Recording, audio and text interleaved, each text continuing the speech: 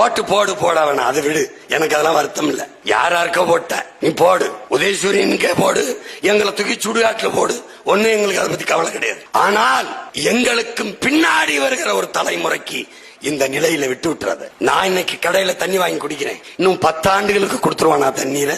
அதுக்கப்புறம் நீ என்னைக்காவது இந்த அறிவை கொண்டு சிந்திச்சா? பாம்பு படம் எடுத்து வருகிற ஒரு நச்சு, அது கொண்டு வரும்னு தெரியும், ஆனால் அது வந்து நிக்குது.